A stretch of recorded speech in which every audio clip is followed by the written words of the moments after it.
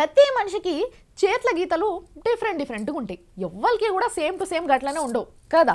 గిదెంత నిజమో సీమాంధ్ర లీడర్ల మాటలు కూడా ఒక్కొక్క తీరుంటాయి. ఒక్క తీరైతే అస్సలు ఉండవు. ఇది కూడా గంతే నిజం. అరే నాలుకలు ఉన్నాయి కదా అని చెప్పి 4 రకాల మాటలు మాట్లాడితే ఏందన్నట్టు?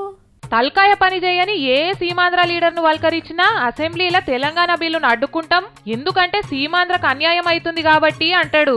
మరి నిజంగా తెలంగాణ బిల్లు అసెంబ్లీకి వచ్చింది కదా, ఆ కాయిదాలల్లో ఏం లేదా సీమాంధ్ర గురించి అని అడిగితే ఏం లేదంటారు. ఒక్కసారి కొండ్రు మురళి సార్ చెప్తాడు, ఇనుండ్రి ఏమున్నదో ఏం లేదో చెప్పు సార్. బిల్లులో సీమాంధ్ర సంబంధించి 8 పాయింట్లు ఉన్నాయి, మీరు తెలుసుకోండి ఒకసారి. అంతేగాని సీమాంధ్రకి ఏమి లేదన్న కూడా ప్రజలను మభ్య పెట్టద్దు. ఇన్నారా? సీమాంధ్రకు సంబంధించినవి 8 ముచ్చట్లు ఉన్నాయంట బిల్లులా. మరి వీళ్ళేమో ఏం లేవు ఏం రావు అని మొత్తుకుంటున్నారు. ఇంకేమన్నంటే బిల్లు కాయిదాలు జింపేయాలే, తలగబెట్టాలే, గిదే సోయి.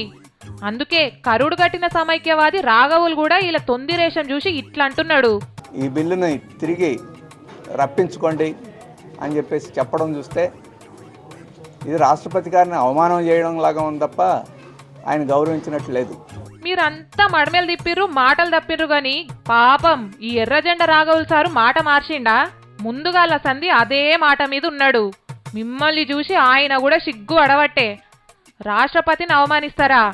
ఈ భూకరేషన్ చేస్తున్నారు కాబట్టే తెలంగాణ కాంగ్రెస్ లీడర్లు అందరు పోయి ఇలా నక్క నాటకం రాష్ట్రపతి సారుకు చెప్పిర్రట.